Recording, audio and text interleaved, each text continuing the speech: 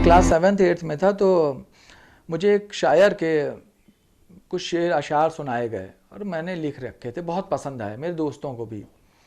मैं पूछता था किसके हैं तो मुझे नाम बताया गया अधम गोंडवी।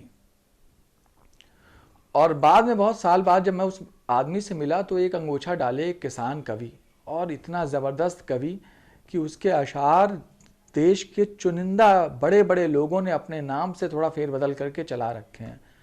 मैंने उनसे बताया भी, अभी हाल ही में उनकी गुजर गए हैं और हम लोगों के बहुत करीबी थे, पर लंबी उन्होंने तमाम गज़ब का लिखा है अदम ने। लेकिन वो जो शेर मुझे 7th क्लास में याद कराए गए थे आज भी मुझे याद हैं कि 100 में 70 आदमी फिलहाल जब नाशाद हैं, दिल पर रखकर हाथ कहिए मुल्क क्या आज़ाद है। और कोठियों से मुल्क के मेयार को मत आंकिए, असली हिंदुस्तान तो फुटपाथ पर आबाद है। और एक था काजू प्लेट में और विस्की गिलास में उतरा है राम राज विधायक निवास में। फिर आदम के बाद फिर हम लोग थोड़ा थोड़ा बड़े हो रहे थे, उसी दौरान एक किताब मेरे हाथ में लगी। एक शायर थे जो बेसिकली तो नाटक भी बहुत अच्छे लिखे, कविताएं भी बहुत अच्छी लिखी उन्होंने। लेकिन वो एक पतली सी किताब जो कम से कम 60-70 कॉपी तो मैं बांट कर चुका हूँ, डोनेट कर चुका हूँ, गिफ्ट कर चुका हूँ।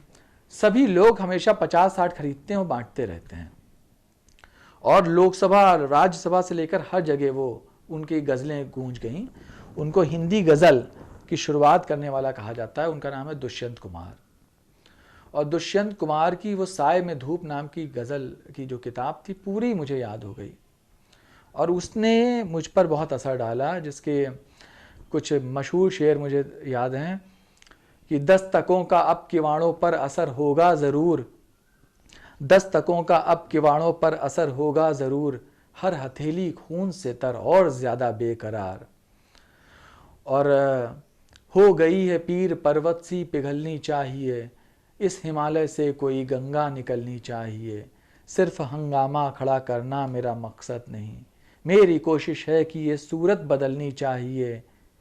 आज ये दीवार पर्दों की तरह हिलने लगी, शर्त लेकिन थी कि ये बुनियाद हिलनी चाहिए, शर्त लेकिन थी कि ये बुनियाद हिलनी चाहिए, और मेरे सीने में नहीं तो तेरे सीने में सही, हो कहीं भी आग लेकिन आग जलनी चाहिए।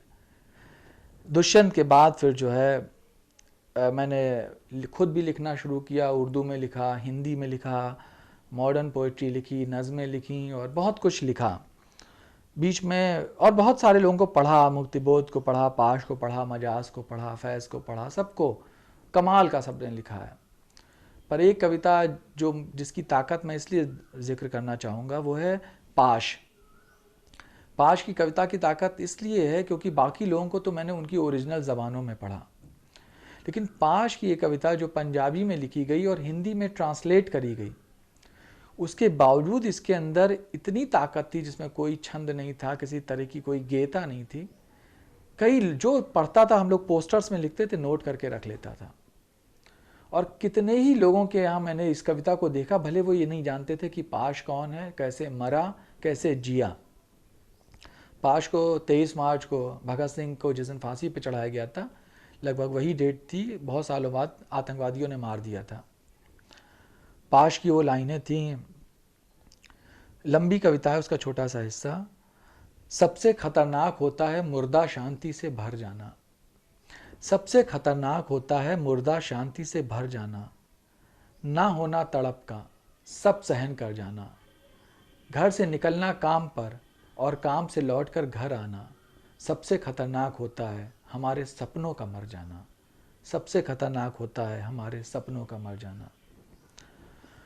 और इन्हीं सब को पढ़ते हुए फिर हम लोग लिखने, पढ़ने, नाटकों में इन सब चीज़ों का इस्तेमाल करते हुए आए।